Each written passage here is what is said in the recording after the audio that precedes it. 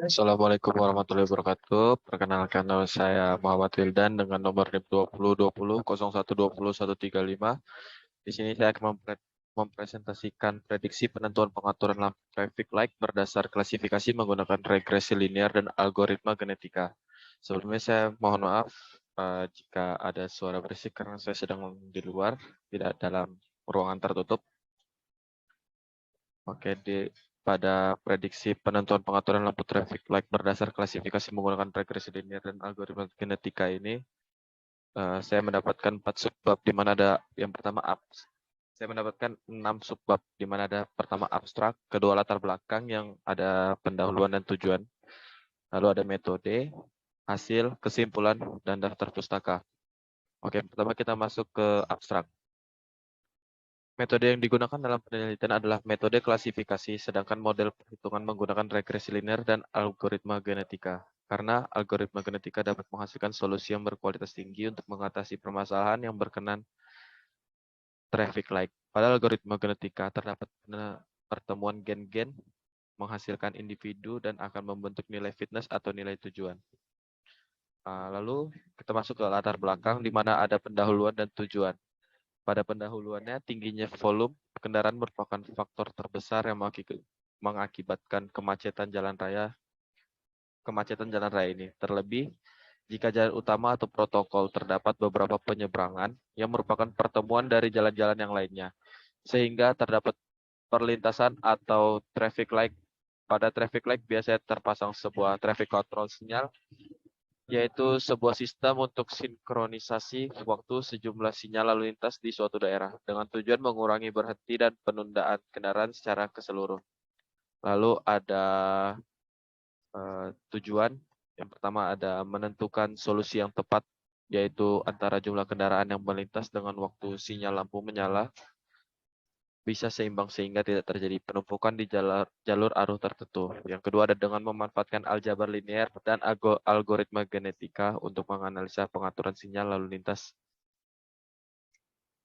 Yang ketiga ada metode, di mana di metode ini ada variabel penelitian, teknik pengumpulan data, teknik analisa data. Yang pertama itu variabel bebas, yaitu merupakan variabel yang mempengaruhi atau sebab perubahannya atau timbulnya variabel terikat. Dalam penelitian ini yaitu faktor-faktor kemacetan lalu lintas.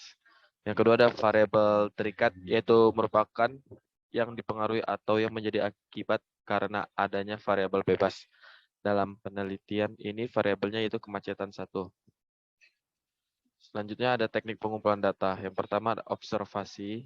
Teknik ini dilakukan untuk mengumpulkan data dengan cara mengamati objek penelitian secara langsung di lapangan atau lokasi yang diteliti untuk memperoleh data yang aktual, data yang valid. Yang kedua ada studi literatur.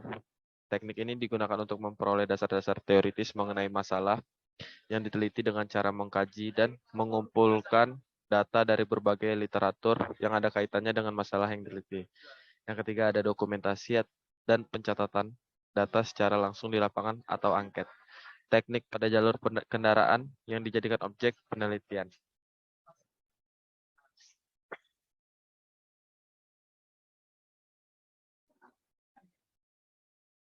Lalu ada teknik analisa data. Yang pertama ada mengumpulkan data-data langsung di lapangan, menghitung jumlah kendaraan dengan memperhatikan waktu yang sudah ditentukan sebelumnya. Data tersebut selanjutnya disebut sebagai gen. Yang kedua ada menganalisa dengan menggunakan algoritma genetik untuk mendapatkan objektivitas kromosom yang optimal, jumlah individu, dan fitness. Yang ketiga ada memperhatikan kegiatan-kegiatan yang lain seperti orang menyeberang, parkir kendaraan di pinggir jalan, hasil pengamatan waktu orang menyeberang 5 det, dan parkir mobil 6 det. Yang keempat masuk ke hasil. Di hasil kita menemukan optimalisasi pada variabel YA. Yang kedua ada optimasi pada variabel YB. Yang ketiga ada optimalisasi pada variabel YC. Yang pertama pada optimalisasi pada variabel A yaitu adanya pembentukan kromosom karena yang dicari adalah A, B, maka variabel A, B dijadikan sebagai gen-gen pembentuk kromosom. Batasan nilai variabel A, B adalah bilangan integer 0 sampai 30. Inisialisasi proses inisialisasi dilakukan dengan cara memberikan nilai awal gen dengan nilai acak sesuai batasan yang telah ditentukan. Yang kedua ada optimalisasi pada variabel YB, di mana yang pertama ada pembentukan kromosom karena yang dicari adalah A, B, maka variabel A, B dijadikan sebagai gen pembentuk kromosom. Batasan nilai variabel A, B adalah bilangan integer 0 sampai 30. Yang kedua, inisialisasi dilakukan dengan cara memberikan nilai awal gen dengan nilai acak sesuai batasan yang telah ditentukan. Pada optimalisasi pada variabel YC didapat pembentukan kromosom karena yang dicari adalah AB, maka variabel AB dijadikan sebagai gen pembentuk kromosom. Batasan nilai variabel AB adalah bilangan integer 0 sampai 30. Kedua, inisialisasi proses dilakukan dengan cara memberikan nilai awal gen dengan nilai acak sesuai batasan yang telah ditentukan. Oke, di sini ada kesimpulan. Kesimpulan yang didapat yang pertama adalah dari hasil perhitungan yang melibatkan AG dan aljabar linear dilakukan untuk mengetahui perubahan perhitungan waktu hijau di masing-masing kedua traffic light, yaitu ada pada variabel YA, YB, dan YC, untuk menghindari kemacetan yang lebih parah. Yang kedua ada untuk mengurangi kemacetan di jalur tertentu, maka pengaturan waktu sinyal lampu merupakan solusi yang tepat, yaitu dengan memanfaatkan GA dan aljabar linear untuk mempermudah dalam menentukan pengaturan lampu traffic light. Yang ketiga ada untuk menganalisis pengaturan sinyal lalu lintas sehingga menemukan optimasi yang tepat. Dapat memanfaatkan aljabar linear dan algoritma genetika atau GA. Selanjutnya ada daftar pustaka. Oke, mungkin sekian dari presentasi saya tentang prediksi penentuan pengaturan lampu traffic light berdasar klasifikasi menggunakan regresi linear dan algoritma genetika. Apabila ada salah, saya mohon maaf.